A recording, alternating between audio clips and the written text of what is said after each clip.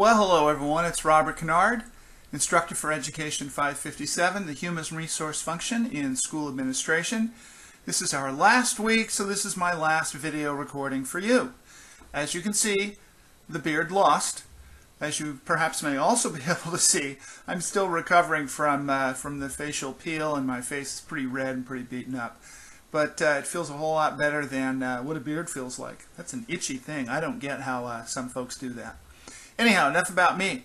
In your final week of the course, it is effectively a short week because the final assignment, which is the group assignment, which is a presentation on evaluation systems, is actually due when we have our meeting Wednesday night. So we will have a synchronous meeting Wednesday night, and one of the primary activities in that meeting is going to be the presentation of your slides. So someone from your group needs to submit the slides before the meeting starts on Wednesday. And please, please, please, not 20 minutes before or 30 minutes before, at the latest 2 hours before, because I have to take those slides, I have to format them, and I have to upload them into Collaborate so that we can do it. And once upon a time, a group in another class kept me waiting for their presentation until about 5 minutes before class started.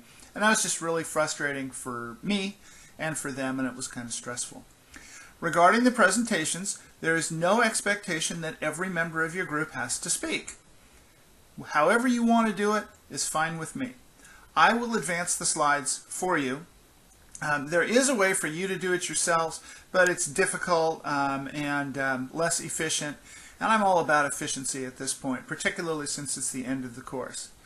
I will remind you that when you submit slides into Collaborate, animation and transitions all vanish. Your slides are converted to PDFs, so don't spend any time on that stuff for this assignment. Just stick to simple images. And recognize that your classmates are going to be trying to read those images, so don't try and put too much text on the page. Keep it simple, and if you have more to say, then you can say that in your discussion. There is a discussion board for week 8, which asks you to reflect on your professional goals. It should be interesting.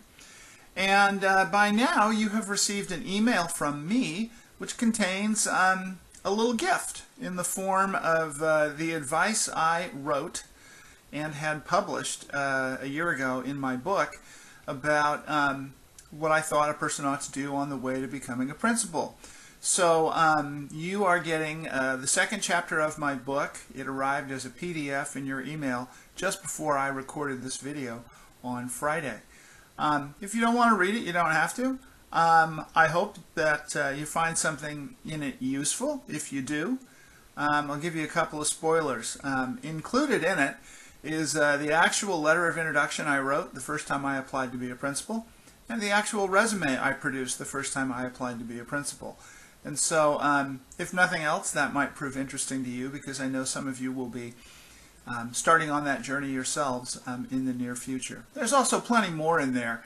And it might be of interest to you. If you're too busy, I completely get it. All right? So anyhow, that's what I have to share today in this final video. It's been interesting. It's been fun to be your instructor. I hope I've added some value to your experience and that you have enjoyed the course and that it has been beneficial to you in your future career. I'll see you Wednesday night during our virtual meeting. That is all. Be happy, be well, and keep on being good teachers. Bye, everybody.